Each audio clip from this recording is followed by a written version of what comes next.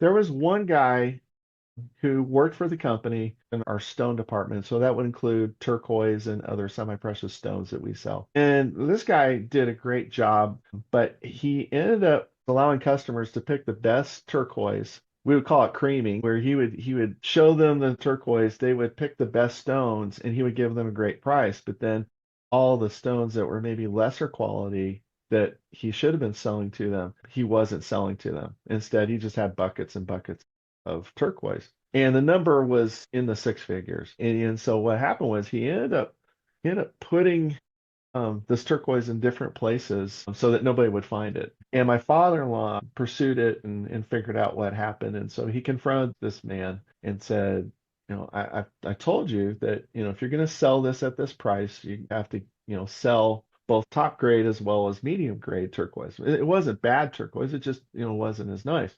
But you haven't done that. All you've done is just sold the best stuff, but you didn't sell the other stuff. And you were supposed to sell it at a higher price. And you didn't do that.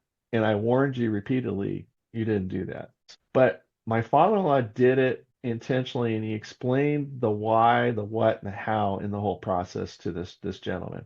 And he's let him go. He said, "Look, I have to do this from a business standpoint, but I'll always appreciate you. I just can't, I can't let this go." This gentleman then decided, well, I'm going to start my own stone business. Mm. Now, he started his own stone business, but he took all the things that he learned from the company, from my father-in-law and from other leaders there, and it turned out to be a successful company. Now, the success story that comes out of that was after that, right before that guy decided he was going to retire and sell his company, he approached my father-in-law and said, "You had the greatest impact on my life because you showed me how to run a business." But he has said, "But you also showed me how to do it with integrity and to do it with honesty, but also to do it with grace." And he said, "And you fired me, but it was one of the best things that could have ever happened to me because I learned, well, some principles out of that. Mm. But I realized this is what needed to happen."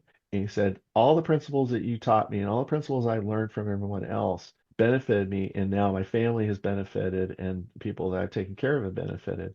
So, now, when was the last time you had an employee who got fired actually turn around and bless the company and say, "You did me a favor. You treated me with respect, Mm. and you never, disrespected me, and you never spoke badly about me in the public, in the marketplace," which we didn't. And my father-in-law started that level of respect from the beginning.